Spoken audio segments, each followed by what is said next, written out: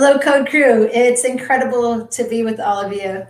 I am honored to have an opportunity to just share a whole bunch of different ideas and things that really, I think, relate to what you guys are achieving. And what I want to talk about today actually is code and crew.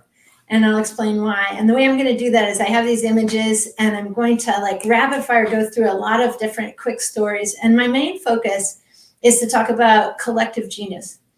Collective genius means we're like, have everyone in our community doing what they're passionately wanting to do, and we're accelerating each other. And that's the way that really we can include everyone in the future and have the kind of vibrant, thriving, sustainable future that we need. And I want to start with a crew. I want to start with thinking about NASA. This is astronomy night at the White House. And so, you know, we know a lot about astronauts. And so we were having fun looking at space and looking at this history. And it was awesome. Everything from food innovation to navigation to all the things that it takes to work together in a crew, both the crew that flies, but also the whole crew that gets this done. And I wanted to share something from history that in the Rose Garden, we had not only the NASA commercial crew, which actually just recently landed on the station. Crew 2 is up there when they were getting ready to go with SpaceX as we moved to commercial space. But we also had some of the earliest navigators, American navigators, the Hawaiians, the Hokulea team. And you can see the star compass on this image here. And this is Jenna, who's part of that team. So thinking about both our most ancient explorers who are currently live using these tools, and the Hokulea team at the time was on an amazing expedition as we are also looking at space. This is them with the Mythbusters, both our navigators from the Polynesian Islands and our space navigators.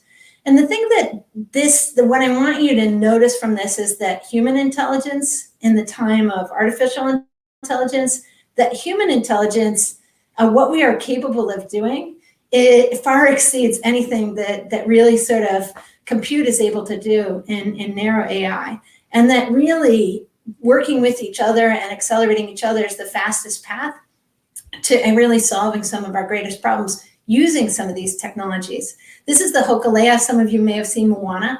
They sailed around the world and they did it with no instruments. So imagine 10 of us here on that canoe in the middle of the Pacific. Which way do we go? And humans can do that. And they did that. They sailed around the world in this way. And these are some of the young master navigators as they were in training. And when they came home to Hawaii, they had a grand challenge, just like you guys do, hackathon.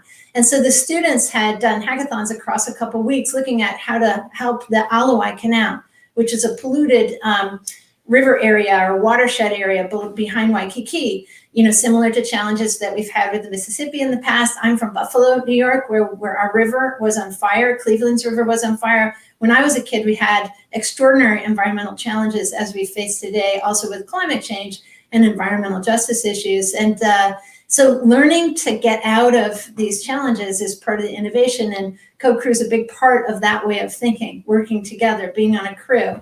And having a great time. I'm gonna ignore the audio. I'm gonna tell you just here, these are some students. And they're having fun making this plane that writes itself. So think about today, humans, machines, code, and data are coming adjacent, right? This is one of my favorite things. I got to do the acquisitions of Google Earth, Google Maps, et cetera, when worked with these extraordinary teams at Google. They came in, and this was, Lalit made this tool like Wikipedia for drawing yourself on satellite imagery, and the people in Lahore, Pakistan added the metadata for themselves and slowly drew their town. So think about what we can collectively do. So we did an event with President Obama where we were looking at frontiers of personalized frontiers, like personalized medicine, personalized learning, local smart cities, national AI strategies, global with environmental challenges and opportunities for green energy, and interplanetary. And this is exciting, and yet at the same time, one of the things we note is that sometimes we have biases where one group gets to do all this fun stuff and the other group gets kind of stereotyped, left out of history, sort of dissuaded from being part of this amazing future where we need all of us. And for the employers in the room and the innovators in the room, we know from the research that the more diverse, the broader your team is, you just make better stuff. You get more revenue, more profitability, you get better creativity and everything. So if we include everyone from our community in our core teams, we're just going to do better together.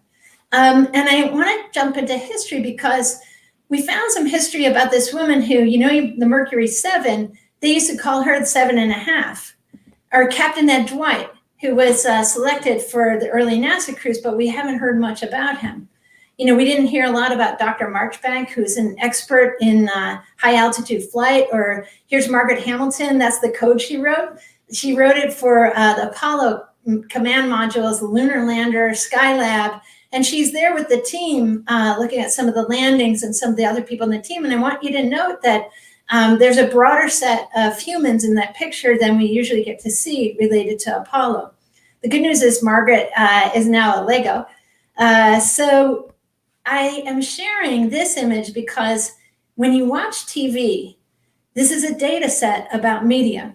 So the skinny one in the bottom is children's television. So you might recognize some of those movies. And the blue is men's lines to women's lines. So in 2000 films, which is the larger graphic, we see the men's lines to the women's lines. And so we're kind of making ourselves hear men and not women in our media. And that's what's starting to happen in our meetings and all around. So we want to know that there was a Mercury 7 and a Mercury 13. We also want to know that people protested the Apollo 11 launch. This is Ralph Abernathy and the mule trains. The mule trains originally came from Marks, Mississippi, right near you guys, for 1968. And what they're saying here is, we are excited as Americans to go to the moon, and can't we also work on poverty? Can't we also work on school lunch? Can't we also work, if we can make Amazon packages where we know where every package is, and FedEx where you guys are, why don't we know where the kids on the border are? Like, let's get Americans who have different skills working together, and let's use code for any topic. Why are we biasing it to certain topics? And so I look backwards to see forwards. Katherine Johnson, who calculated us on all our space missions to the moon. This is Ada Lovelace, who invented algorithms. She said, I wish to bequeath to the generations a calculus of the nervous system. And she did her work looking at our future at the same time that Darwin looked at our past. She also has cool hair, looks a little bit like Princess Leia.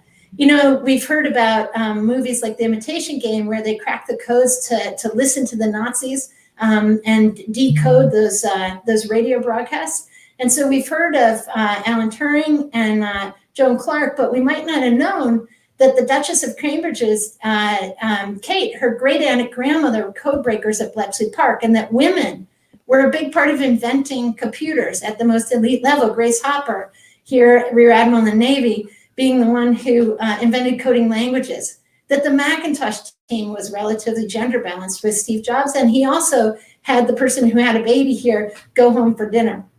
Jane Addams won the Nobel Peace Prize for inventing social work, and she used data science for a wise city, not just a smart city.